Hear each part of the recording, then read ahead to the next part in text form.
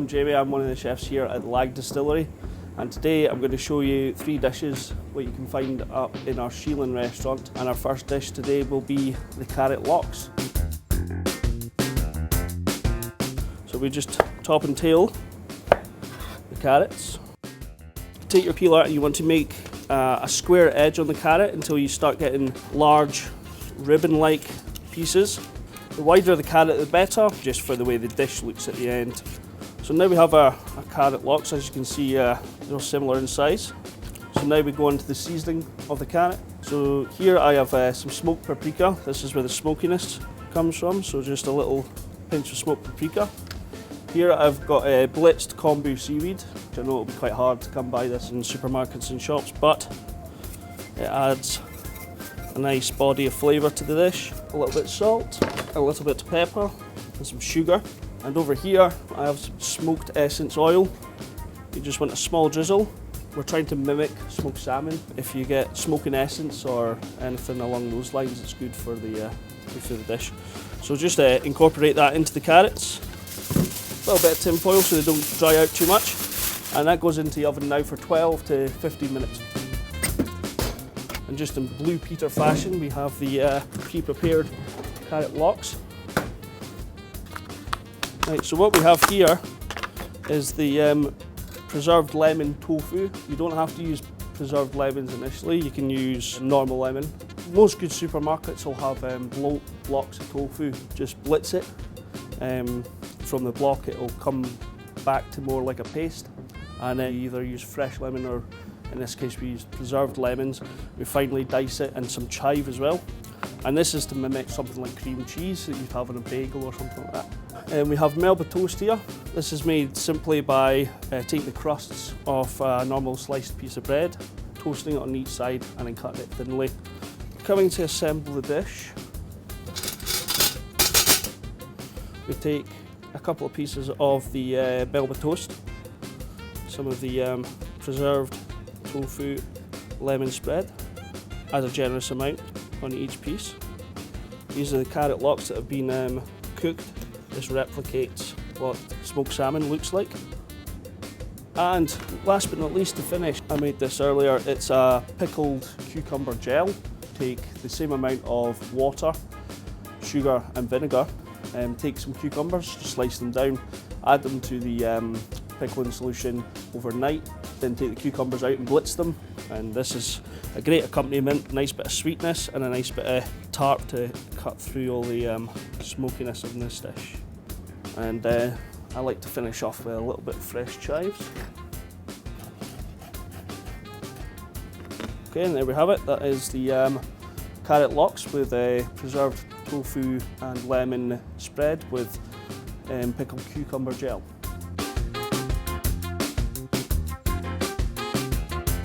Our next dish is a rabbit ragu bridie. A bridie is a sort of northeast Scotland kind of pastry. It's normally done with mince and onions, but today I'm going to do it with rabbit and the ragu. This is what it looks like just now. If you take the whole rabbit, some tomatoes and red wine, and a mirepoix vegetables, which is carrot, celery, onion, garlic, rosemary and thyme, and you saute that in the pan. Add your rabbit legs to the sauteed vegetables. Then add the tomatoes and red wine, and then cover and bake in the oven, and it'll stew and become really tender over time. Once it's cooled down, we pull the rabbit meat off the bones and we incorporate it with the tomatoes, carrot, celery and onion. And this is your final product. So you do this night before.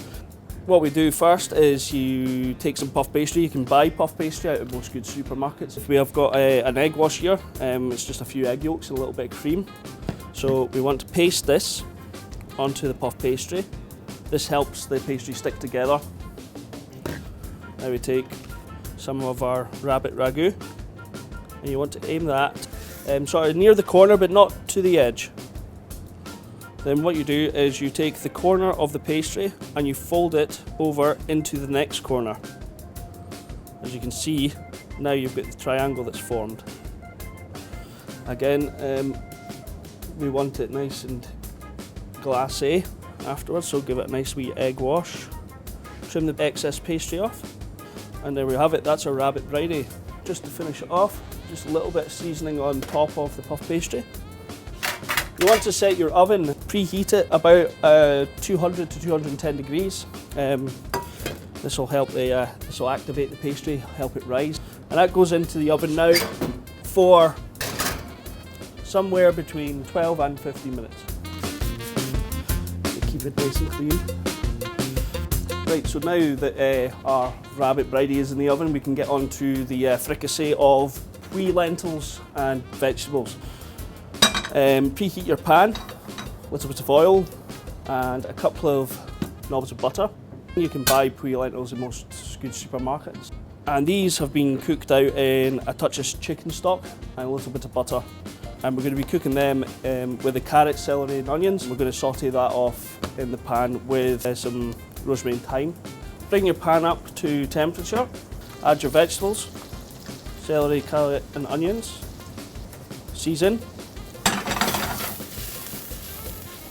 After that's been sauteing off for 10 minutes, take your pre-cooked lentils, add that to the mix. Incorporate the lentils into the carrot, celery and onions. Let the flavours amalgamate. In the meantime, here I have it's jus, but nowadays you can go and buy little cubes in the supermarket. This one's a rich red wine jus. I'm just going to heat this up in the back of the stove. So now we take a bowl. It's best served in a bowl, it's quite saucy. Take our lentils. You want to add a couple of spoonfuls. We take our rabbit bridie that has been in the oven now for 12 minutes and we centre that on top of the pui lentils, as you can see. Last but not least, we finish it off here with the red wine jus.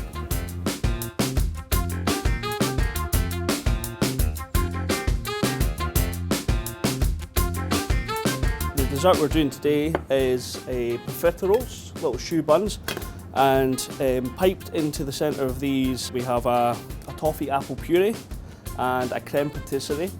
And we've also made here a toffee sauce. It's like a butterscotch sauce. It's made with butter, cream and deramara sugar. And I've also added the peated barley that we use to make the whisky here to infuse some of the smoky peatiness flavour. But if you don't have obviously peated barley, you could easily use a little drop of smoked whisky into your sauce. So add some of the sauce to the pan. We just want to bring that up to temperature and make it more malleable, because that is going to glaze the top of our profiteroles. So we put that on the heat. The profiteroles, I've pre-made these. There's two ways you could do it. You could go to the supermarket and buy these shells, but the recipe is there for the choux pastry if you require it. Our fillings for the choux buns, here I have the apple and toffee sauce. I have it in a piping bag. Again, you can get piping bags in most supermarkets. So we just want to make an incision into the side of each choux bun. Today we're going to do 5. So the toffee apple sauce is made from Granny Smith apples, sugar, butter, and you want to caramelise your apples right down. This will take about an hour on a relatively low heat. Once they are very soft and the sugar has caramelised, then you blitz it down and you're left with this filling. You want to only go halfway because we're going to fill it up with the creme pat. Okay, for the creme patisserie, you incorporate your butter and your sugar together. You bring your milk up to medium heat, whisk in your milk into the butter and sugar, similar to a very wet paste, and then you gradually add your flour sieved. Once that's incorporated, take it to the side, let it cool down, and then hit it with a piping bag. Now we've got our filling. Take each filled profiterole into our peated barley sauce. Just watch your fingers, this is incredibly hot as it's sugar. Now to plate up, what we'll do is we'll take 4 of the choux buns and we will place them in the centre. You take your prettiest choux bun and you put that on the top. And now what we'll do is we'll take a little bit of apple and we'll make matchsticks from this. In the chef world we call it julienne. Let them stick to the top of the choux buns. And there we go, ladies and gentlemen, our creme pat toffee apple profiteroles. So I have some whisky pairings for you to go with your white stag dinner that Jamie's made. Our first course is carrot lox, and with that we've paired the Arran heavily peated rum cask finish. So lots of big fruity sweetness from this, a little bit of citrus. I find it's got a lot of kind of char grilled pineapple notes, which I think pairs really nicely with the smoky paprika notes that you get from the carrots. We then have Fingal's Cut sherry cask finish. Now this pairs really well with the rabbit bridie that Jamie made for us. That kind of gamier flavour working really well with the kind of rich fruity notes that we get from the sherry. And finally we have our Fingal's Cut quarter cask. Now this is pairing with our profiteroles. I find that this has got a lovely appley note to it, so I think that works really well. Lots of butterscotch and toffee notes as well, and a really nice amount of peat. Not too much, but pairs really nicely with that sweetness.